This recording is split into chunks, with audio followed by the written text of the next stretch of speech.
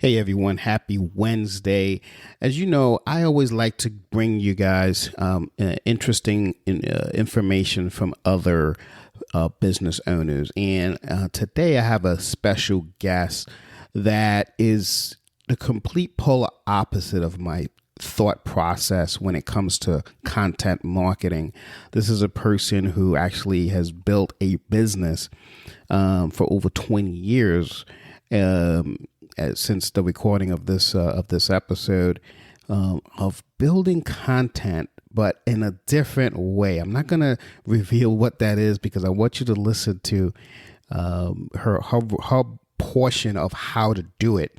But she's actually a business coach for small business owners, people like you and me. And I've had the privilege of actually working with her, so I have firsthand knowledge that her stuff really works. So I want to introduce you to her. I think she's going to enlighten you to think differently about your content marketing. Anyway, I hope you guys just enjoy this episode because I think it's going to change a lot of lives. So with that, I'm going to let you listen to the show.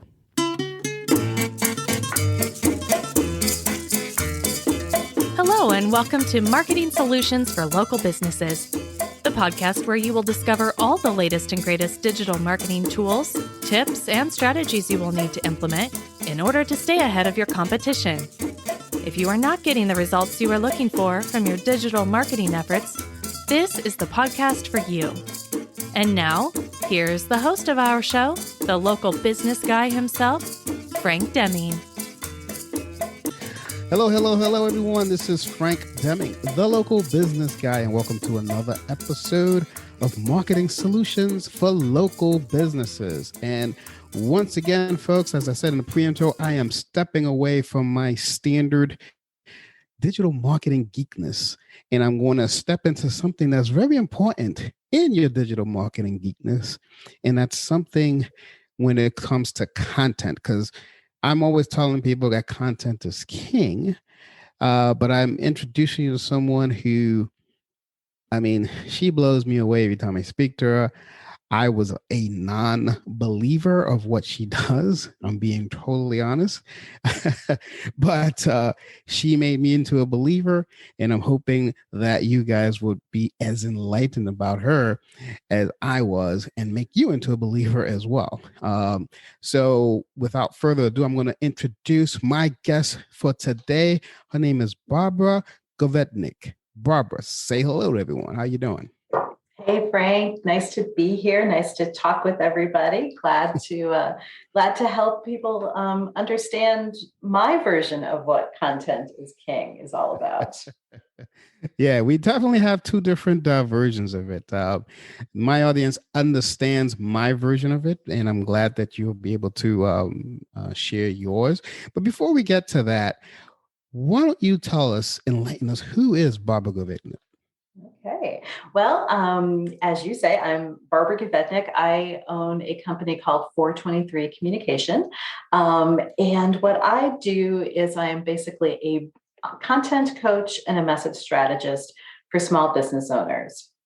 I came to this work out of many, many years of corporate communications work. So doing tons of internal and external content and marketing strategy for pharmaceutical companies, for professional services companies, for all sort of those big names, insurance, and did that for many, many years. Even when I started the business, I still focused on freelancing in that world and sort of consulting in that world. Until I realized that my friends who had small businesses were really struggling with content and really struggling to get their message out. And I thought, oh my gosh, if they just did this way, and if they just took a different approach, it'd be a lot easier for them. They'd get a lot better results. So I shifted the focus of 423 to really focus on taking those big communication plans and those message strategy work that I was doing for corporate clients and shrinking it down small business size. Oh, that's awesome. And how long you been in business? 20 years. Oh, that's outstanding. I love hearing that. A seasoned veteran. And she must have started the business when she was like 5 or 6, but that's okay. Absolutely. I was 10. Oh, it was 10. Okay. I was off by a few years. Out of curiosity, I mean, I love the name 423. You gave me some insight. I would love for you to share that story behind 423. Why 423 Communications? So when I was starting the business, I wanted a good name, and I was, I was focusing in on content and communication and writing and things like that. Um, and I also knew, from a marketing standpoint, I couldn't just use my name, right? No one knows how to say Govednik. I showed you how to say it. People trip over it. Nobody's quite sure how to spell it. If you ever wanted to have a good laugh, you could go through my junk mail and see the thousands of different ways that people spell Govednik and how it, ends up coming to me. So that was out. And I knew I didn't want to do anything that was too on the nose about writing or messaging or anything sort of cute and kind of pun-ish. And so I thought about, what could I do that was something that would be intriguing and might prompt people to ask me a question or two. So I decided to use my birthday, which is April 23rd, AKA 423. So I used that because not only is it my birthday, but it's William Shakespeare's birthday. And I figured, he knew a little bit about storytelling and messaging. So it felt like it was just kind of all came together. And the other secret reason that I chose 423 is when I was first starting out and I was going to a lot of networking events. They're kind of, they can be a little uncomfortable, but it always gave people an icebreaker because people would see my name tag and they'd be like, oh, 423, what's that? And so I knew that I'd always have something to talk with people about. It's a definite conversation starter. Trust, because I remember when I first met you, that was the first thing I asked. So It works. All right. So when we first started this conversation, we alluded to the fact that we have been, on polar opposites when it comes to content. We both believe that content is king, but we were on the polar opposites of that. So I want to start my line of questioning today around that a little bit, if you don't mind. Sure. So my belief is that it's very difficult for someone to write for themselves. My belief is, because all my life, every time I've tried to write for myself, it's bombed. So I always hire great writers and I say, try to use my voice as best as possible. Now you have a different philosophy. So my first question is that, your philosophy basically is that you believe that business owners should be writing their own content. My question to you is why? Yeah, and I think that was the first question you asked me when we first got on the phone together and we first met. Here's the thing. I believe that the best person to write content for your business is you. And that's because no one understands what you do in your business better than you do. No one understands why you do what you do better than you do. And no one really understands who you are better than you do. And to me, content is king, and also content is a conversation. And content, when you're doing it, and that could be stuff on your website, it could be your emails out to people, social, whatever. All of that comes down to that content is all the conversation that you're having with people when you're not having real one-on-one conversations with people. Right. And ultimately, you want all that material that's out there and all your messaging should be like having a conversation with you. And, there are great writers who can help you get to that. It's not like an outside writer can't help you do that, but I really want people to own and create that foundation of their content on their own so that they can be even better at handing it off to somebody else and saying, here's what my voice is. Here's the definition of what my messages are. And so if you get that first, you're able to talk yourself about, the business better, and you're able to help other people do it on your behalf better. Yeah. Yeah, I guess that's okay. But here's my challenge with that. And I know you and I go, I mean, you've sold me on this. But I still have questions, obviously, and this Yeah. is why I'm asking. And I'm Perfect. figuring there are people listening to this who have the same questions. So here's my thing. So when I write, say, social media content, or I write an ad, I mean, I'm a lead generation specialist, so I mostly write ads. I crush it for my customers. I mean, I totally crush it for them. But when I write ads for me, it bombs. I have to get my lead writer to write it for me. So convince me otherwise. Why is that? And that's just ad copy. I know you're talking primarily about copy on the web or copy on an email and stuff like that. I'm talking about ad copy. Why is it that I cannot crush it for myself, but I can crush it for my customers? I mean, it's an interesting thing. And ad copy is a little bit different, right? Okay. There's a different structure to it. You've got a little bit more condensed space. And I think you want something different out of ad copy, right? Like ad copy might be just a little bit more directive, like, Right. get this book, sign me up to do this, that sort of thing. Whereas some of the other content pieces might have a little bit longer, sort of a broader story to tell. Gotcha. But I think a couple of things that get in people's way, writing anything about themselves, is they get really gummed up. I was literally just on a call with a client before this, and she was talking about the white screen of death and how much she hated opening up a Google Doc or a Word doc or whatever Is that she my was working sister? Was that my sister? in. No, it was someone else. But I think there's a lot of people out there who can, who know that feeling, and that sort of tension that comes up when you get that white screen of death. Yeah. And I think what happens for a lot of people, and I think this is what happens with ad writing, as well as an email or social content, is that you start from maybe step 6 and you're thinking about, I've really got to get somebody to answer this, to call me about this, when you really want to kind of step back and think, who am I talking to? What am I trying to tell them? Why do I care? And the one people sometimes forget about is, why do they care? Mm. Um, and so it's just a matter, I think, of grounding yourself in kind of, what am I about here? What am I trying to do here? Mm. That a lot of times people don't necessarily dive into. Yeah. I sometimes I think I put too much pressure on myself, and I don't know if that's what other people are Yes. experiencing. But anyway, this isn't about me. I just want to make sure that we get enough information out there Yeah. for my audience as possible.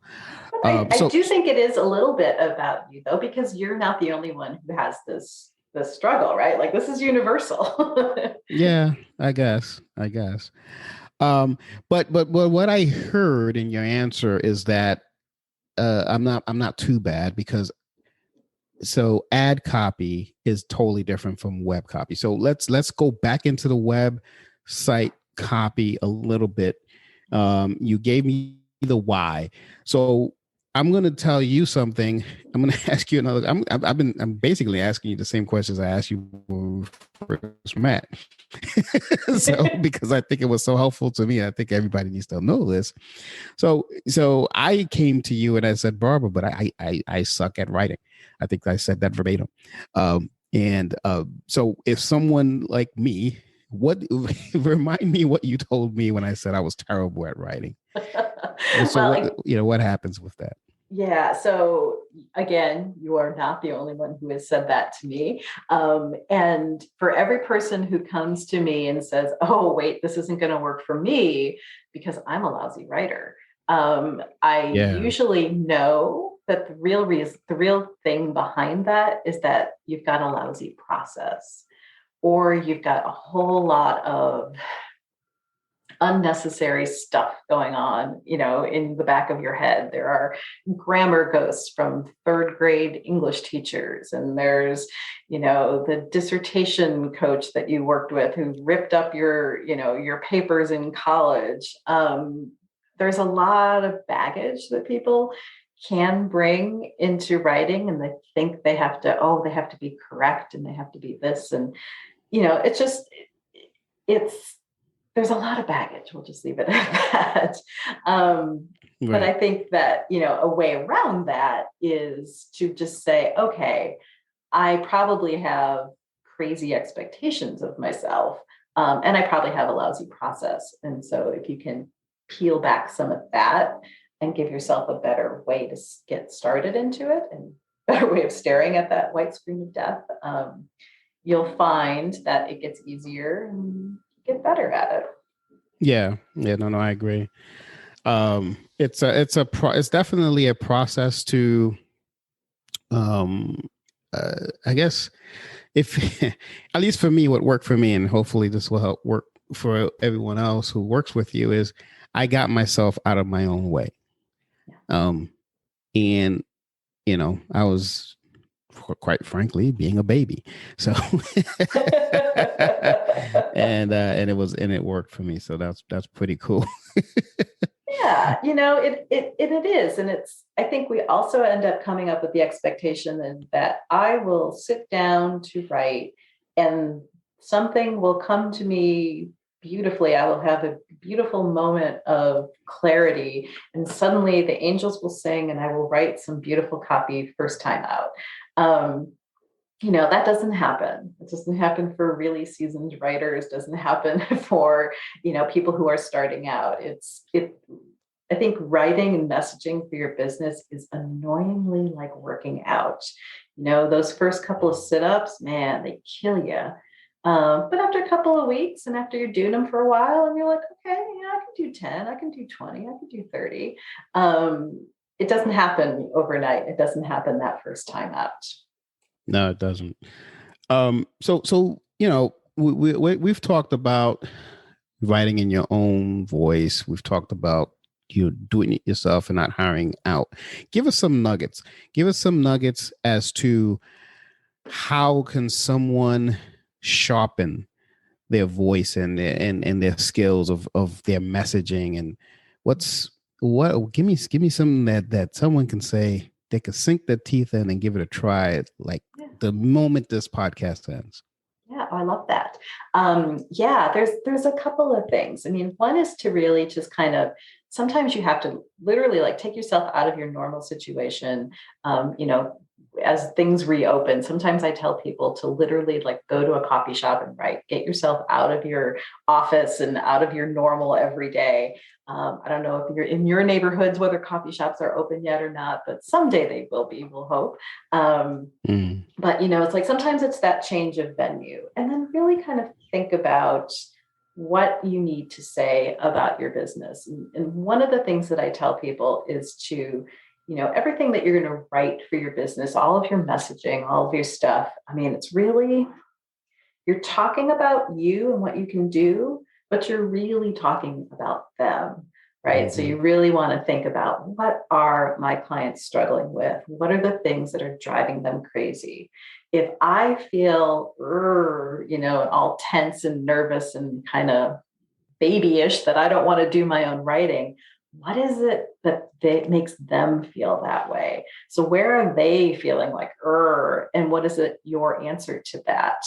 And sometimes when I'm starting out working with clients, we'll do like this little 3-question interview with some of their clients to get testimonials and just get a different perspective on what they do. So, one easy thing to do is to really just sit down and think about, either ask your clients or think about, what attracted them to work with you? Right. What was going on for them? And what was sort of those things that were kind of slapping them around and making life difficult, that pushed them to you, and what clicked? And that's really that key part of that question, right? It's like, because none of us are the only person who do our thing. You're not the only SEO guy. You're not the only, lead generation guy. I'm not the only content coach person. Maybe you keep telling me I am the only one, but I have not found another. No, I mean, not that I've been looking, but your concept was totally intriguing to me. So yeah. And so there's that question of like, what is clicking with people that brings them to you? Be really clear about that. Another one is to ask your clients and ask the people who, have worked with you. It's like, what do you think my superpower is? This one can sometimes be a little easier if you've got somebody else asking the question on your behalf. But it's like you get different responses. People see you in a different way that you see yourself. Mm-hmm. And, you ask people about like, what is different about what you do and how you approach your work now that you've worked with me, or now that we've had some time to work together. Right. So that's one way to kind of get yourself out of your own head and start thinking about and thinking from the perspective of your clients. So list those things once again. I think I just want to make sure, because those are very important points. And I know this because I've went through this process. So if you don't mind, can you? Yeah, happy to. Bullet them out. Mm-hmm. Yeah. So the first one is, and again, I'm going to use you in here. So it's like you asking your client these questions. So I'm going to use you as Frank as an example, so this makes sense. Sure. If I was going to go to you for a testimonial, for instance. So Frank, what attracted you to work with me? What was going on for you at that time? And what was it that clicked that you said, yep, Barbara, you're the person that I want to work with? So that's question one. That kind of sets up that what was going on for them, what clicked.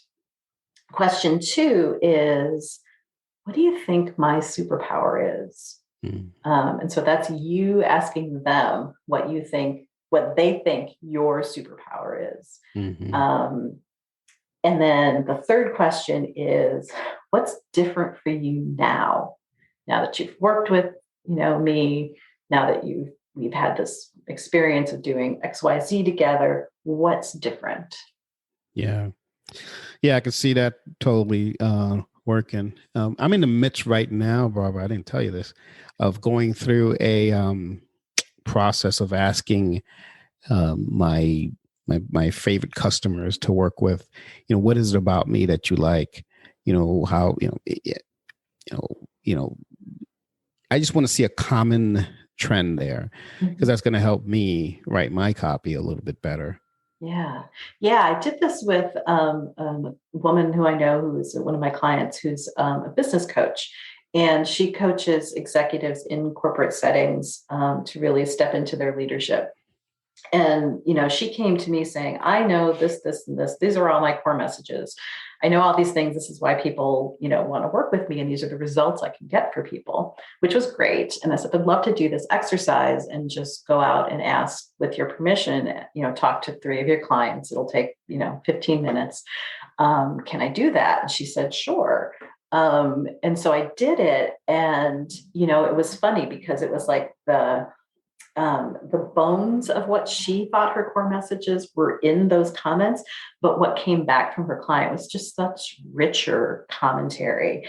And, things like, Amy's like, oh, I'm really good at putting all the pieces together. And her clients would say things like, oh my gosh, she was able to help me really cut through a lot of this fog that I was feeling and, make connections where I saw no connections. And so it just became a much more rich, much more meaty kind of thing that we could talk about then for her business. Mm. Yeah. That's very important to do that because I'm finding some discrepancies as well as I go through the process of stuff that it's different. It's different. So, and it makes sense that it comes from them. Yeah. And I think it's important too, because like we're always, we're talking about ourselves, but we have to talk from our customer's point of view about our point of view. Otherwise, they've got to see themselves in the stuff that we do. Otherwise, they're not going to connect. Yeah, I totally agree. So I Out of curiosity, I'm going to take a break from our regularly scheduled program and ask you another question Okay. outside. Um, out of curiosity, who do you normally serve? Like, what is your ideal client? Like, who do you want to work with or have been working with? I know you mentioned coaches, but is that typically?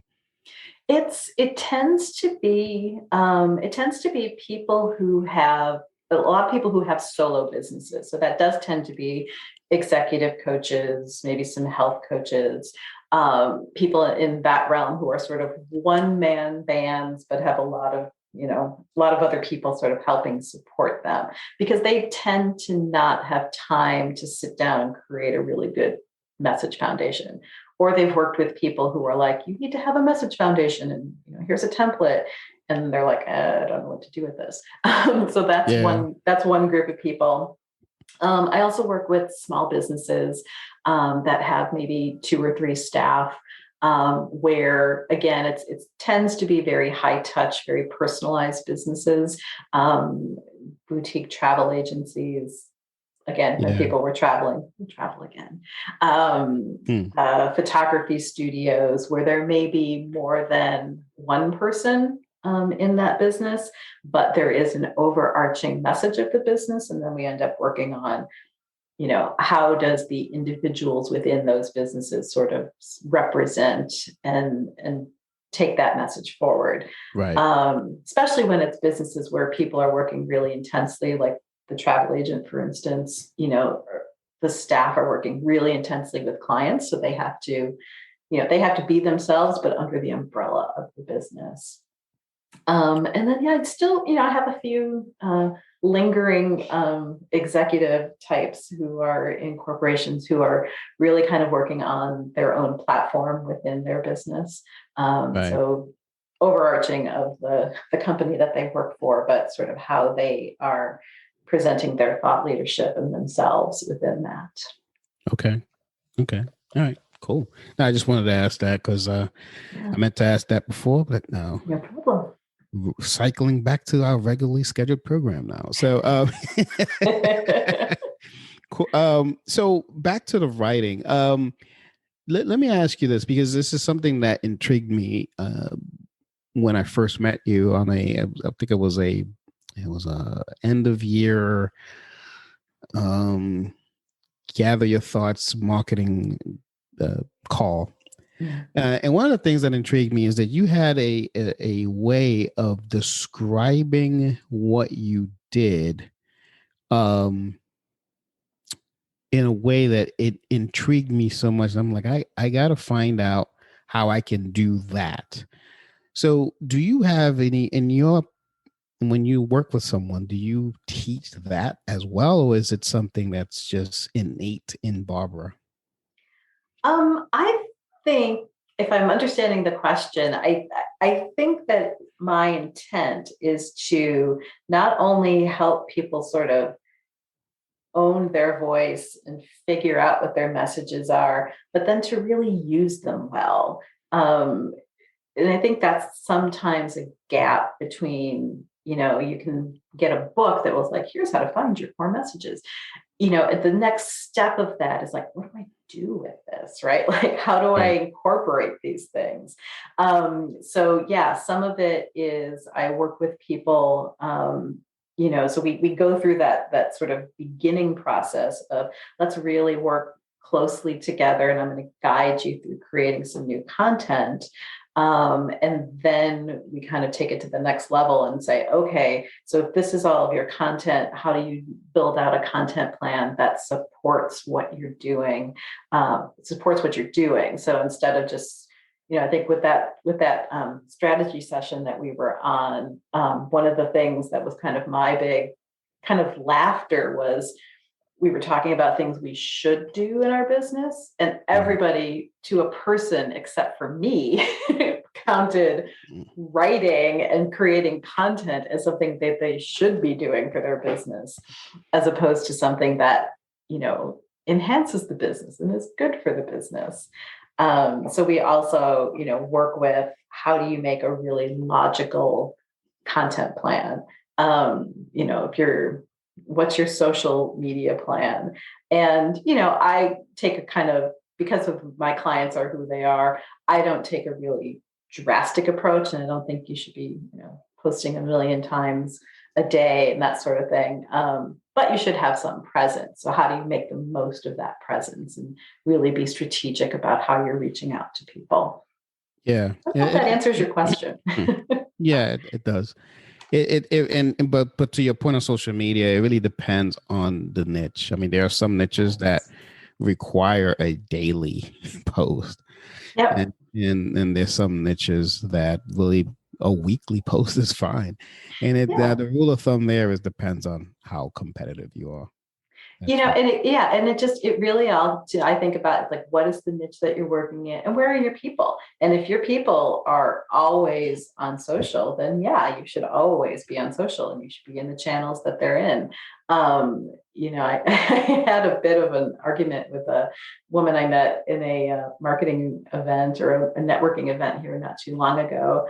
And she was just like, well, you have to be on Instagram and you have to be on this, before she even knew who my clients were. And it was like, I would never say to somebody, you have to be on XYZ platform until I really know who they're going to talk to. You only have so much time in the day. And, even if you are building that message platform and really have your messaging and really strongly defined, and you can have someone helping you with the social aspect of it, it's like, again, is that going to be the biggest driver for you? And if it is, then yeah, you invest your time and your effort there. If it's not going to be the biggest driver, if that's not what's going to get you business, then yeah, you play along, but maybe you don't have to dive in head first. Just really individualized for what business you're in and where your people are. Yeah. No, I gotcha. Out of curiosity, do you have a standard process of getting people to get their voice on paper or on their site? Or is it something that it depends on the individual? Is it cookie cutter or is it personalized? I guess is the question. I would say I have a framework, but I don't. There's a lot of like avenues off of that framework. Right. For instance, if I'm working with someone on, sort of content coaching word launch, they come to me and they say, oh, I need a new about page, or I need some warm letters. And they have a very specific, thing that they need and they want to work on. I have a framework of what that looks like. We talk about, what it is, who the audience is. We have a deep conversation about what needs to get done. I may shift what their quote unquote homework is coming out of that. I think you're a good example of that.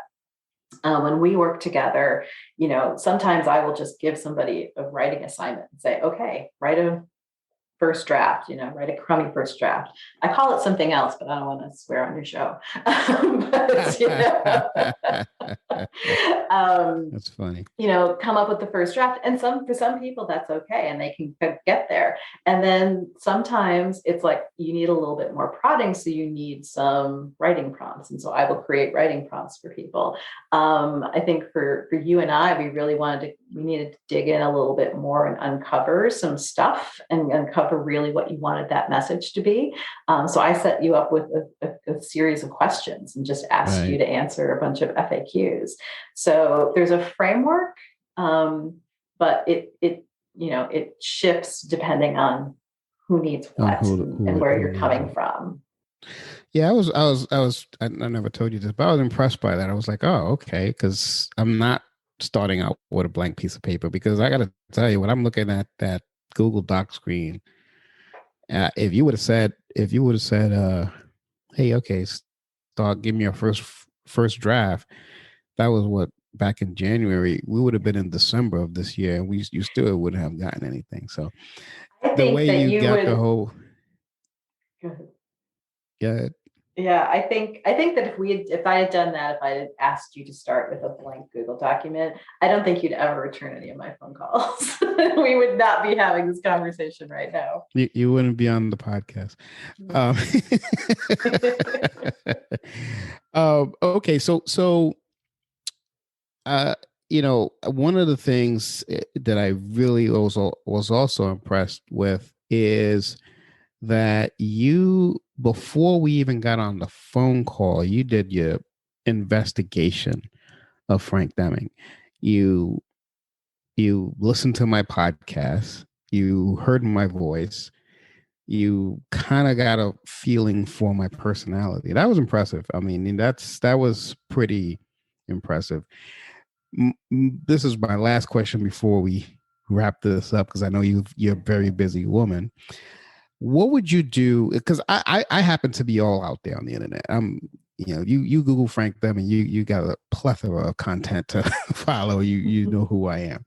But let's say I'm not that visible. How do you approach that? Yeah, well, that's a bigger challenge, and I think, this goes back to one of my corporate jobs. Was I did a lot of speech writing for executives, and so I had to spend time with them figuring out what the heck their voice was, so I could get their voice in my head. Right. Some of them are still there, but That's funny. yeah. So I mean, it does. You want to dig in. You always want to, do a little sleuthing around your clients before you meet with somebody, right? You want to understand where they're coming from. So yeah, I mean, there's a million ways to like try and search for somebody. And if you can't find somebody, like if they're not out there very much, I always check if we have any, connections that are like on LinkedIn. Do we know any of the same people? Do we have any of the same, background? Are there companies that perhaps you've worked for that I could kind of look at? And if I'm not finding that, then, it's going to be a little bit more trying to do that within a discovery call, right? Like, and trying to do that as we kick off. So you and I feel like, there was a lot for me to kind of get a sense of who you are and what you do.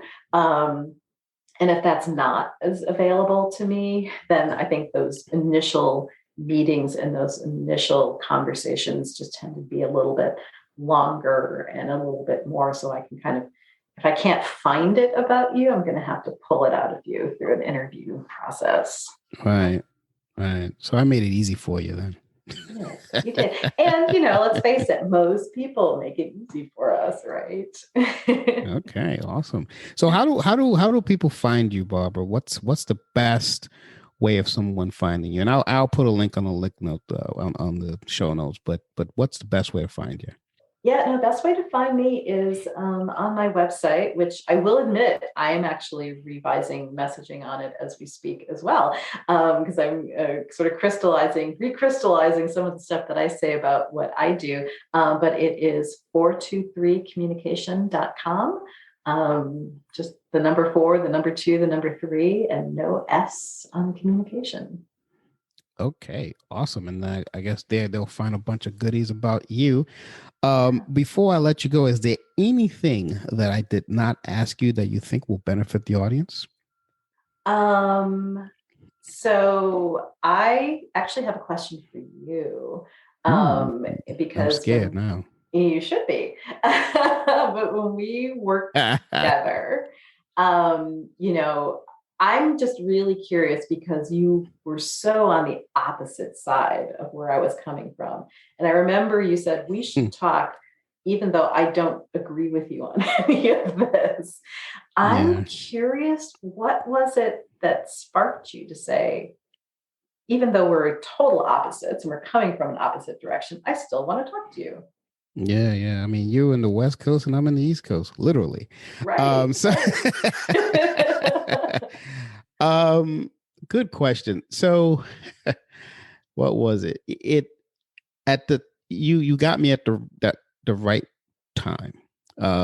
I was unhappy with how my website was not that aesthetically I liked it, but I was unhappy with what it was saying. It no longer sounded like local business marketing solutions. It just didn't. It just sounded like some guy up the street that started a business 4 years ago.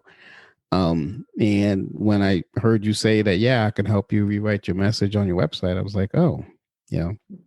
And then when you said I have to write it myself, I almost said, oh, no way. But the way you positioned it, I said, okay, well, it's worth a shot at least. I would have been doing myself a disservice if I didn't take a shot at it. And I'm glad I did. So Great. Does that answer your question? It does answer my question.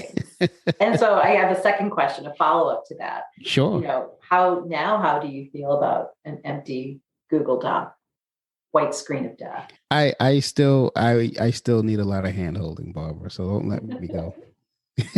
You still got to hold my hand. I'm sorry. Excellent. So you're not slamming it shut and saying, no, stay with it for a minute.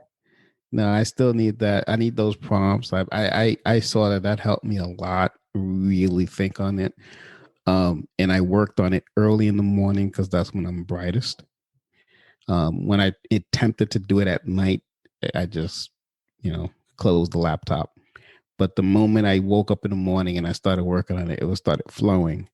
And it was perfect because, my early morning is your overnight. So by the time you woke up, it was there. So it was a good flow. It was a good flow. I enjoyed the process, and I think people should take up on that. So I will leave the link in the show notes of if there's anything else that you want to give them, let me know. I'll put that on the show notes as well. But before I let you go, I've got a surprise question for you. That has nothing, several questions. That has nothing to do with what we're talking about, but I think it's interesting. Okay. Taking a survey. Yeah. So Mac or PC? PC. Okay. Don't even have an iPhone, have an Android phone. So yeah. So you and I are the best. On the same page. Okay. Beach or mountains? Oh, I just moved to a place that has beach and mountains. But I'm going to go with mountains. I sunburn very easily. Okay. Staycations or real vacations? Oh, real vacations. Okay. All right. Absolutely real vacations. The farther away, the better. Okay. There's some people who believe in staycations, but okay. Oh, awesome. That's all I wanted to know. I know it has nothing to do with this. I'm just taking the survey of entrepreneurs like you and I and seeing where there's a trend. Eventually, I will come down to a maybe the end of this year. I will put that tally up on my last show of 2021. I don't know if I'll do that, but I mean, if I find something intriguing, I'll do it. Well, I think you have to consider the timing of the staycation. We've all been on a year-long staycation, right? So That's true. I should have started this last year, but yeah. I mean, the year before last, actually, because last year was even worse. Yep. But anyway, with that, folks, I am going to bid farewell to this episode. This has been Frank Deming, the local business guy, and you have just been blessed by the great Barbara Govednik. You see, I messed it up this time. Sorry about that. It's a tough one. It's okay. It's a tough one, yeah. But anyway, folks, until next week, take care and bye for now. Peace out. Thanks for listening to another episode of Marketing Solutions for Local Businesses, the podcast where you will discover all the latest and greatest digital marketing tools, tips, and strategies you will need to implement in order to stay ahead of your competition. Don't forget, any links that were mentioned during the broadcast will be available to you in the show notes, so be sure to grab them while you have the chance. Incidentally, if you have any topics that you would like for us to discuss on the show, be sure to send an email to the email provided in the show notes, or click the Contact Us link and let us know what topic you would like us to help you with, and we'll be sure to add it to our schedule. If you would like for Frank and his team to look at your digital marketing presence and give you a free evaluation, simply click the Request a Free Consultation link in the show notes to get a hold of them. That being said, until our next episode, make it a successful digital marketing day. Peace out.